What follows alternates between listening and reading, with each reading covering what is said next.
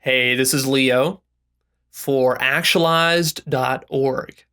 And in this video, I'm going to be talking about feminine versus masculine compassion.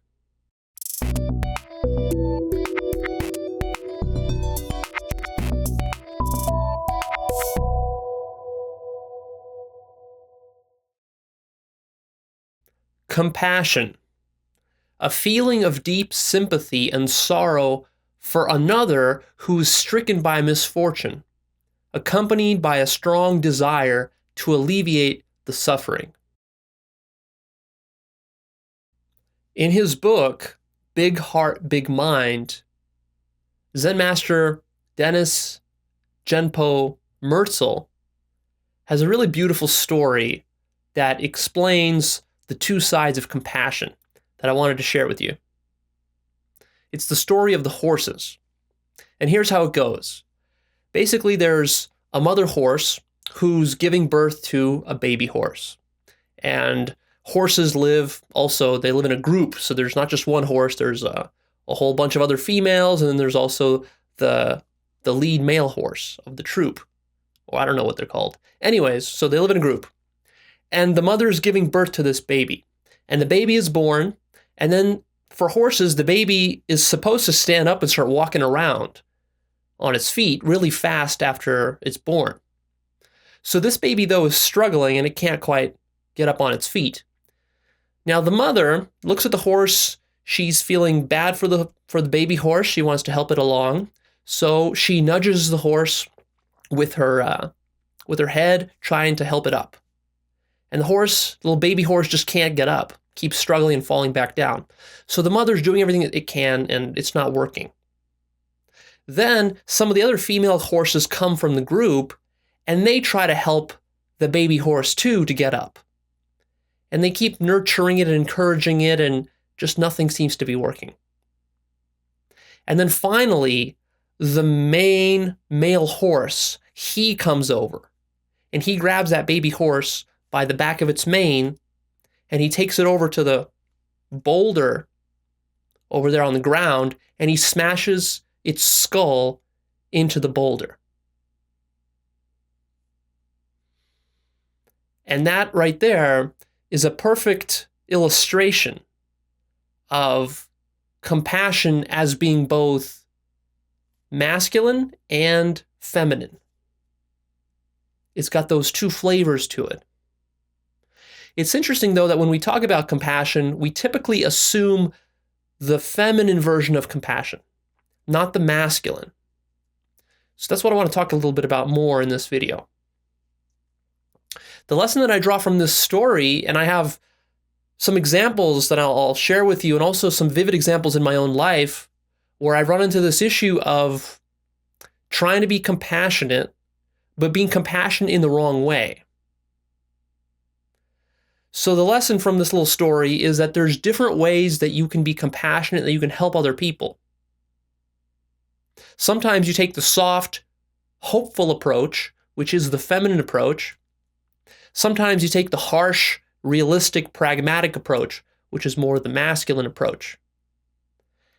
And I mean, these are stereotypes, right? These are stereotypes. Obviously, men and women can both use both approaches. So I'm not saying here that the woman always uses the feminine approach and the man always uses the masculine approach. They can vary. So it doesn't have to do anything with your physical gender. But there's leanings, right? It's gender stereotypes. So there's leanings and kind of probability clouds that we gravitate towards depending on what gender we're in and whether we associate ourselves with masculine or feminine tendencies. But these are two valid lenses through which to see the world and through which to interact and try to ease the suffering in the world, right? And you have to have enough judgment and wisdom to recognize which approach is going to work better. For example, personally for me, one of the things that I've been running into is I've been shooting a lot of these videos with Actualized.org for over a year now, and I have this option about how to deliver this content to you guys. I could either deliver it sometimes in a more masculine, harsh, pragmatic way, Sometimes I can deliver in a more soft, hopeful, feminine way. And initially, when I started off shooting my videos, I kind of sided on the more masculine and harsh approach, where I would kind of yell at you and browbeat you and accuse you of things and this kind of approach. And that can be great because sometimes the best way we learn is like we're fucking up in our lives or we're just kind of stuck in a rut. And then someone comes over and says, hey, stop fucking up, get your shit together and go accomplish that thing right there. And sometimes that's enough to trigger in you this, oh, yeah, I have been fucking up. I have been lazy. I should go do that. And you just go do it. Sometimes that's all you need. But sometimes that doesn't work. Sometimes you're just like in such a bad state or whatever. And instead what you need like the more soft, loving kind of approach where it's like, oh, tell me about your feelings. Let's take a look. Oh, it's going to be okay. Don't worry about it. Yada, yada, yada, yada. Right? And so there's that more feminine, compassionate approach. So it's been interesting for me to kind of go between these two poles and try to kind of navigate that. And I'm still trying to find, what the right balance is. I think what I've discovered is that it really is kind of on a case-by-case basis. It really helps to know what the person's problem is in order to help them out. One of the challenges with trying to help you guys out through, videos or through a comment on the internet is that there's so little information that I know about you as I'm trying to deliver this material. It's a lot easier with kind of like one-on-one coaching clients. But anyway, so that's one example from my life. Another example that I found very interesting is I had this relationship a while ago, which was causing me problems because I kind of knew early on into the relationship that it wasn't the right relationship for me. This girl had emotional issues. I just saw that stuff wasn't going to be clicking for us long term. I saw that by kind of continuing to drag this relationship on, that it would be doing her a disservice. It would be doing me a disservice. But on the other hand, I didn't have the balls to just cut it off. And why is that? Well, because I didn't want to come off as the asshole. And I didn't want to be the one that caused extra pain for her. And I mean, of course, for myself. So it wasn't just, there's selfish motives in there too. But even if you look at the more selfless motives, the issue there was that I didn't want to take the harsh masculine approach in that situation. So I kind of waffled and I was a little soft and I was kind of being understanding and I was trying to kind of make it work. I was trying to be hopeful.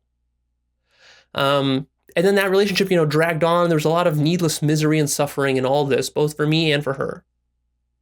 And so in that situation, it would have been better if I took the masculine, compassionate approach and I just made a clean cut. Yes, it would have been painful for both of us, but in the end, I think there was more pain in dragging the whole process out because a lot of suffering accumulated through that process, which is exactly, by the way, the reasoning of the male horse in that horse story, right? Because if the baby horse couldn't walk, then chances are it would probably get picked on and mauled by some wolves or some coyotes or whatever, right? So is it really appropriate to let this baby horse endanger the group as a whole and then also to allow it to be, mauled by some vicious animal?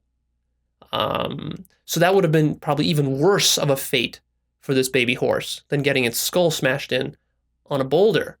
So that's why that approach was, a valid approach, even though it seems kind of monstrous and cold-hearted and harsh. Another example is, how about something like hiring a new employee? Let's say you want to hire some person, so you hire a person and for your business, and then you think okay, this is great, you're all excited. But then a couple of weeks in, you start to see that this person isn't quite working out.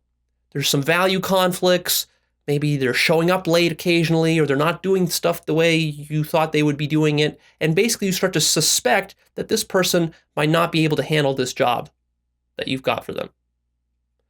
Well, as the manager or the boss, you've got really two options. One is you can make a clean break and you can do kind of the dickish, cold-hearted thing, which is just to fire this person Call them into your office and say, hey, look, it's not working out.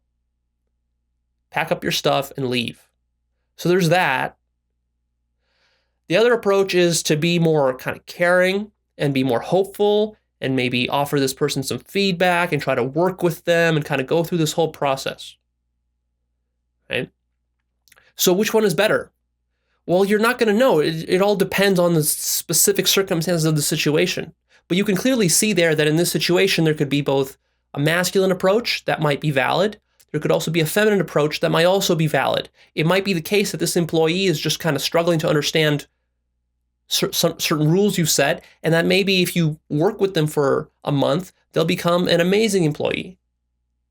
So you have to develop that judgment in you, that wisdom to decide. How about the example of disciplining a child? How should you discipline a child? Should you take the harsh masculine approach or the feminine compassionate approach? Right? You've probably experienced both as a kid. And you can see that there's merit to both. But it's also possible to discipline the child in the wrong way with both approaches. Like if the child is not doing their homework, sometimes you need to yell at them and maybe that'll work. Or maybe yelling at them will even worsen the problem. So you have to use a little reverse psychology on them or go talk about their emotions and what's wrong and then be more kind of feminine compassionate with them, be more loving with them. And maybe that will get them to do their homework or whatever the situation is, right? And again, requires good use of judgment.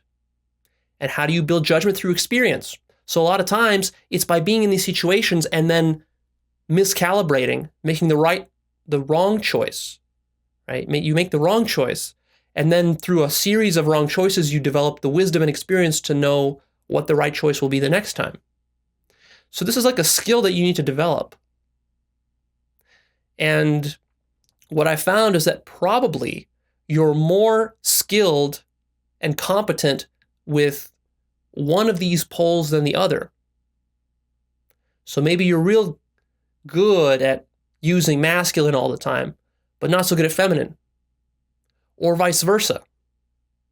And then your default strategy is to use the thing that you've always used to fix the problem, even though sometimes it's quite obvious that that method won't work. So it's kind of like trying to use a hammer just because you got a hammer to hit everything that can be hammered, even when it shouldn't be hammered. Right? You don't want to hammer in a screw. You need a screwdriver for that. So different tools for different contexts. But we can become a little rigid sometimes. That's what I've been finding in like the way that I do the personal development delivery. Right? So I have to kind of switch up approaches. So I'm going to give you an exercise to do just that towards the end of the video, but just want to make a couple of last points here. One is just as a warning, this whole idea of masculine compassion should not be used as an excuse to be an asshole or to be unkind or inconsiderate of other people. And the way that you know whether you're being an asshole or not in using this masculine compassion is you got to ask yourself, are you doing it for their good? And don't try to rationalize it how really you're doing it for their good, but actually behind the scenes, it's actually all for your good. Like you gotta be very genuine about it, right?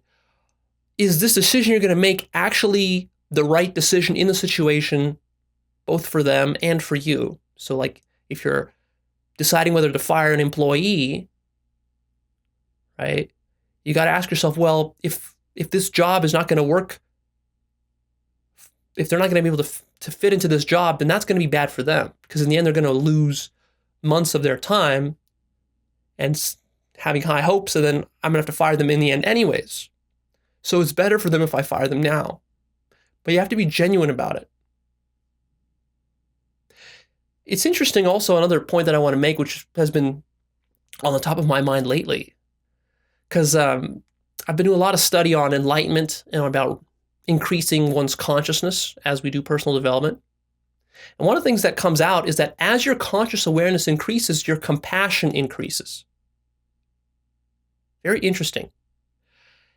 And the reason that turns out to be the case is that compassion comes naturally when you identify yourself with more and more of the world. So if all you do is you identify yourself just with you, with this personal body, this ego right here, then you're going to feel like it's you against the world and that you have to take from others to feel good about yourself. And so in that low state of consciousness, you're very identified with just this very local phenomenon happening right here. And so your compassion is very limited. Now, as your awareness increases and you can get to the point where your awareness increases completely and totally, which is what an enlightenment experience is, then literally you have compassion for everything now, not because of some moral standards, but because you see everything as you in a very literal and physical way. So imagine, for example, that you thought that I was no different than you, and that the chair you're sitting on was really no separate from you as an identity. Imagine if you identified yourself with all of nature, all of humanity, all the animals, all the insects, the cosmos, the stars, the air, the water, the trees, everything, the entire world, the entire universe. If that was your identification, if that's what you identified with, rather than just this local body here, imagine how much compassion you would have for all those things, even physical objects. You would treat them in a very different way. And one thing that really brought this home to me is that I was at a retreat where we were doing a lot of consciousness work. It was an enlightenment retreat. And one of the participants there at the end of the retreat, he shared a little experience with me that he had. I kind of was asking him about, hey, so you had some enlightenment experience? Who's had enlightenment experience? So I was just like very curious, asking people questions. And this guy started telling me a little bit about one of the first experiences that he had. And what he told me was that he was sitting there. They were doing exercises. It was like two people doing exercise. He was sitting there with the other person. They were both looking at each other. The other person was talking, and he was sitting there, and all of a sudden he had this enlightenment experience. And as he had it, his field of awareness expanded to the point where he became the other person. Not in the sense that he could see through his eyes, but just that what he was looking at, he didn't perceive as separate from himself anymore. So imagine if you're looking at me right now and you get this moment where you start to realize that this thing here is not separate from that thing over there. And it was amazing what he told me, because he told me that that person that was talking, that he was listening to, was describing some painful divorce situation or whatever that happened in his past. Right? There's some suffering involved with that, apparently. And so that person was feeling kind of sad about it. And this guy who was having the enlightenment experience, he felt so identified with that other person that tears started rolling down his eyes. Tears of compassion, because he literally felt what the other person was going through, as though it happened to him, because he became that other person for that brief minute or so. And so that's where true compassion comes from. Compassion comes from expanding your field of awareness. Very interesting. Kind of eye-opening when you hear stories like that, right? Tells you like, oh man, there might be this whole field of awareness and raising of consciousness to levels that I had not previously thought possible, that seem kind of mystical or spooky or woo-woo or supernatural. They're not supernatural. They're very natural. It's just that these are higher states of consciousness that we very rarely get to experience unless we deliberately go and pursue them, which most of us don't tend to do because we assume that they're not there. So it becomes a self-fulfilling prophecy, right? Low consciousness assumes that low consciousness is all there is. It assumes that there is no high consciousness because, well, I'm already as conscious as I could possibly be. But when you start to explore the possibility of higher consciousnesses, you start to experiment with yourself, then you start to see that there's a whole vast ocean that you can expand into. And it's really amazing and inspiring. So I just wanted to share that for you as a little maybe motivation for you.